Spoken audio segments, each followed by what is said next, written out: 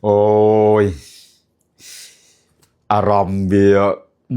hồi phớp xong tao ho cùng gì mày nè khi có tuột trâu là xong trong tao tập này cho nên gì cả bật mông bia của bạn vậy nhá đời xa dân kết đây tha ôi rồi đồ đang miền đang ọt đây vào Uzbekistan phong mỗi ngày bà hành luôn bà một con cố có đọc miền crop thì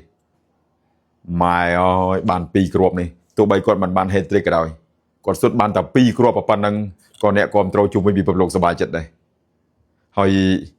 គាត់នៅបន្តភារកិច្ចរបស់គាត់ជាមួយក្រុមជម្រើសជាតិប៉ូទុយហ្គាល់ទៅមុខទៀតដូចជាប្រកួតនៅក្នុងវគ្គចែកពូនេះប៉ះជាមួយកូឡុំប៊ីអញ្ចឹងការប្រកួតប៉ះកុងហ្គោស្មើឈ្នះអ៊ូបេគីស្ថាន 5-0 គាត់សុទ្ធបាន2គ្រាប់ហើយប្រកួតចុងក្រោយប៉ះជាមួយនឹងកូឡុំប៊ីវាមិនជាបញ្ហាទេបើទោះបីជាគាត់មិនបានសុទ្ធ hat-trick ដោយលៀនមេស៊ីឲ្យតែគាត់មានគ្រាប់ប៉ុណ្ណឹងគឺពូសប្បាយចិត្តហើយប៉ុណ្ណឹងគឺធ្វើឲ្យអ្នកគ្រប់ត្រូលជុំវិញពិភពលោកគឺរីករាយនឹងត្រេកអរនៅអ្វីដែលគាត់មានហើយពូយើងទទួលស្គាល់ថាបច្ចុប្បន្នគាត់មិនដូចមុនទេអញ្ចឹងគាត់ទាត់បាន2គ្រាប់បាញ់ឲ្យប៉ូទុយហ្គាល់ហ្នឹងគឺវាជារឿងអស្ចារ្យបំផុតហើយសរុបគ្រាប់បាល់គាត់សុទ្ធបានឲ្យក្រុមជម្រើសជាតិប៉ូទុយហ្គាល់នៅក្នុងព្រឹត្តិការណ៍ FIFA World Cup គាត់ទាត់បាន10គ្រាប់អានេះបានន័យថាកីឡាករដែលសុទ្ធបានច្រើនជាងគេគឺលៀនមេស៊ីមាន17គ្រាប់18គ្រាប់សំទោស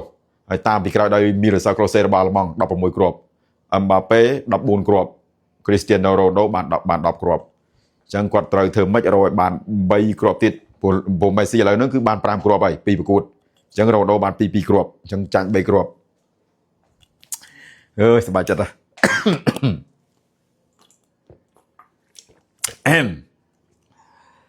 ញ្ចឹងចាំមើលការប្រកួតលើក្រោយជួបជាមួយនឹងកូឡុំប៊ីចាំមើលថាគាត់អាចមានគ្រាប់ឬក៏ការបង្ហាញខ្លួនរបស់គាត់ការលេង performance ជាមួយប៉ូទុយហ្គាល់គាត់ដល់កម្រិតណាអរគុណច្រើនជួបគ្នាវីដេអូក្រោយ